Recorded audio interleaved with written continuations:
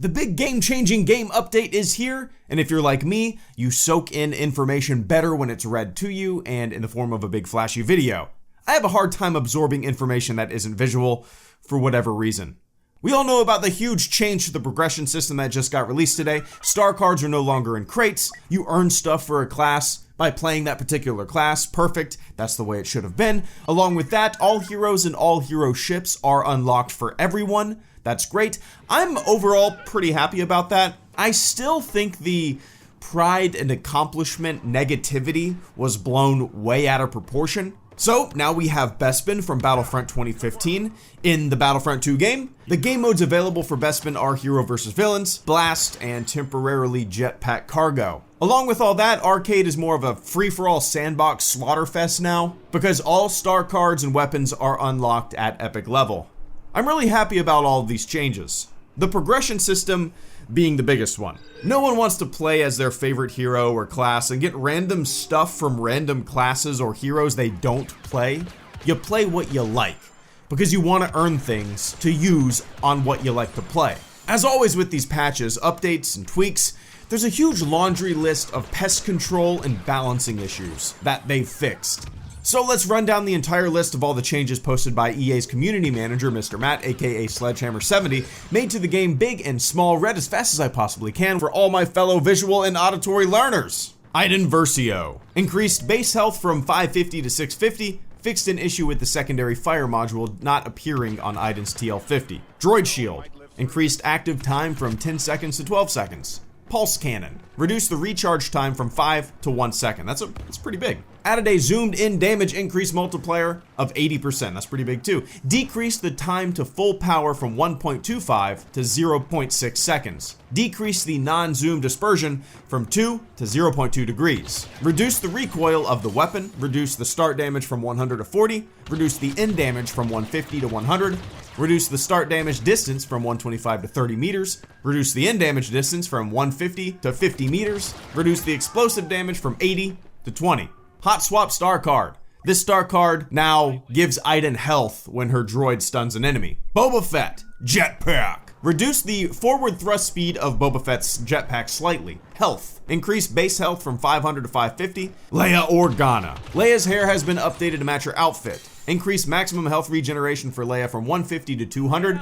Decreased health regeneration delay from 5 to 4.5 seconds. Han Solo. Increased base health from 600 to 650. It looks like all the heroes and villains kind of got a health boost, it seems like. Fixed an issue where Han Solo's detonite charge didn't explode mid-air. Darth Vader. Fixed an issue where Darth Vader's punishing grip star card wasn't correctly applied. Fixed an issue where Darth Vader's saber throw ability could go through a wall on Takodana.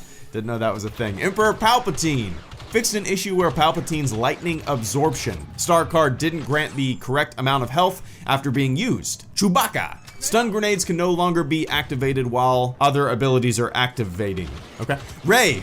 While using Insight, a circle shouldn't appear under Rey for other players when activated. Yoda. The area of effect should now display properly when the Unleash ability is triggered. Fixed an issue where Yoda didn't break out of immobilizing abilities when using Presence. Finn. Fixed an issue where the UI marker for Finn's Deadeye ability would persist after the ability had ended. Fixed an issue where weathering effects weren't working on Finn. Lando Calrissian. Fixed an issue where players were unable to spawn as Lando Calrissian if Han Solo was being played. Interesting.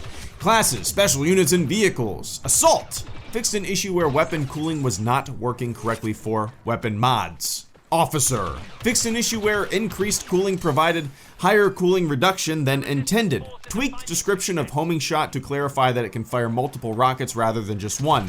Fixed an issue where weapon cooling was not working correctly for weapon mods. Default pistol. Reduced end damage from 20 to 17. SE-44C, reduced amount of shots that can be fired before overheating from 25 to 17.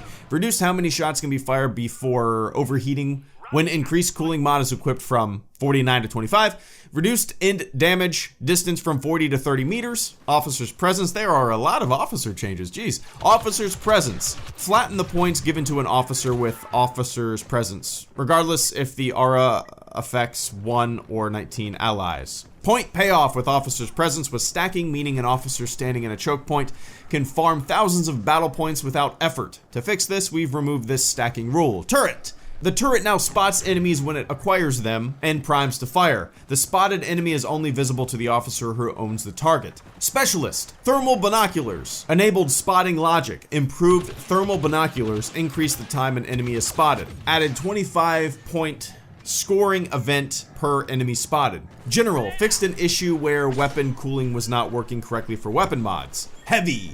Fixed an issue where it was possible to use the sentry ability in first person. Fixed an issue where the sound could get stuck on the sentry ability. Fixed an issue where weapon cooling was not working correctly for weapon mods. Aerials. Fixed an issue where the improved rocket launcher star card didn't reduce recharge as intended. Fixed an animation issue that caused aerials to incorrectly roll when dashing. We've updated the description of each of the aerial units to more clearly differentiate them from each other. Jump Trooper, Imperial Jump Trooper, First Order Jump Trooper, Rocket Jumper, Rebel Rocket, blah blah blah. Enforcers. Fixed an issue where Death Troopers wouldn't see a white outline on enemies that have been affected by their Sonic Imploder's blinding effect. Fixed issue where the explosion radius of the Sonic Imploder wasn't improved by the Explosive Expert Star Card, ATST. Fixed an issue where the ATST's grenade launcher would fail to trigger after having been activated.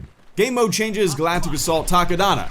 Reworked the defender spawns in phase 2, moving them closer to the objectives. The price of the ATST on Takodana has been increased from $1,500 to $2,500. Kashyyyk. Reworked the defender spawns in phase 3, moving them closer to the objectives. The LAAT respawn time has been increased to 30 seconds, fixed an issue where the MTT health would not display correctly and it would sometimes enter an incorrect state. Death Star 2 made phases 2 and 3 easier to defend and phase 1 slightly easier for the attackers by adjusting spawn points. Oops, let me correct that, spawn positions. Tatooine. Phase 2 spawns for defenders have been adjusted for positioning and spread in an effort to increase safety directly after you've spawned. Attacker spawns in phase 2 have been moved closer to the objectives to make it easier to attack. Defender spawns in phase 3 have been moved closer to the objective to make it easier to defend. That's all interesting. I'm gonna have to let's see how that works. Introduce various visual quality improvements such as reduced LOD pop-in, sharper textures, improved lighting and materials, minor destructible content, and additional environmental detailing. Adjusted frequency with which the alternative light settings appear. Camino. Increased price of LAAT from 400 to 1,000. LAAT respawn has been increased by 30 seconds. Jakku. Fixed an issue where players spawning into the ATST were occasionally spawned out of bounds. Indoor. Updated and reintroduced the daylight setting. Nice. Adjusted frequency with which the alternative light settings appear. Blast. Improved spawn zones for blast on Starkiller base. Starfighter Assault. Starfighter splash damage against troopers reduced by 50% to prevent excess targeting of troopers. Fixed an issue where the MVP screen would continuously shake. Jetpack cargo. Various improvements to UI clarity, issues for players joining mid-round, and respawn issues with the cargo. Arcade. There's a bunch for arcade. Fixed an issue where AI could sometimes become static and not recognize the player. Fixed an issue where milestones and the end of round were missing after completing a mission. Fixed an issue where the battle settings were overlapping with the loading screen on arcade. Solved an issue where Captain Phasma's visual environment was applied to both players when playing split screen. That's interesting. I would love to see that. Fixed an issue where it was possible to avoid the AI on Death Star 2. Miscellaneous fixes to areas where Boba Fett was able to fly out of reach of the AI. Fixed an issue where the AI would clip into a building on Tatooine. Fixed an issue where lighting would break on the guest screen when playing Duel on Crate. Fixed an issue where tickets were incorrectly counted if players fell off the map when playing versus on Kashyyyk. General improvements and bug fixes. Fixed a few areas where the player could get stuck when playing in parts of Mos Eisley. Improved terrain collision on Mos Eisley to prevent issues with the camera shaking when not intended. Fixed a few areas where the player could get stuck in the interior of Hoth Base. Improved collision for structures on Starkiller Base. Improved collisions on Camino to prevent players from reaching unintended areas. Improved collision for the cave entrance on Crate. Fixed a few areas where the player could get stuck when playing on indoor. Improved collision on Yavin structures and trees to prevent player from getting stuck. There's a lot of these. Fixed a few areas where players would get stuck when playing on Kashyyyk. Fixed an issue where it was possible for a user to equip star cards on a locked locked slot. Fixed an issue where the star cards were displayed with low opacity after spawning. Fixed an issue where the user was prevented from joining a group and a server if already in a different group on a different server. Fixed a front-end issue where the yellow new marker was incorrectly displayed. Fixed an issue where the milestone heights of greatness didn't track properly. Fixed an issue where the double your efforts challenge was incorrectly translated. Solved a lighting issue that caused black rocks on indoor. Solved an issue where the UI elements could start flickering if the player resized the game window. Fixed an issue where the aerial units weren't properly translated. Miscellaneous bug fixes and improved animations for living world creatures on indoor. Fixed an issue where heroes were able to enter vehicles after a trooper had exited. Fixed an issue where the game could get stuck in an unresponsive state if the user performed sign out and sign in actions repeatedly. Fixed an issue where the game would occasionally freeze when navigating to the collection tab in the front end. Fixed an issue where loading screens unintentionally caused a high load on some graphics cards. Fixed an issue where the player would sometimes lose their loadout when continuing a mission in the campaign. Resolved various crash issues. Added Ansel support for NVIDIA graphics cards in arcade.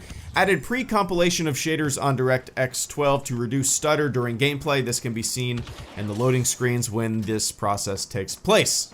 Alright, that was basically everything that was added to the game, changed to the game, fixed in the game, blah blah blah in the game. So I learned all of that for the first time along with you. This was just me basically reading it so I could get the knowledge in my head.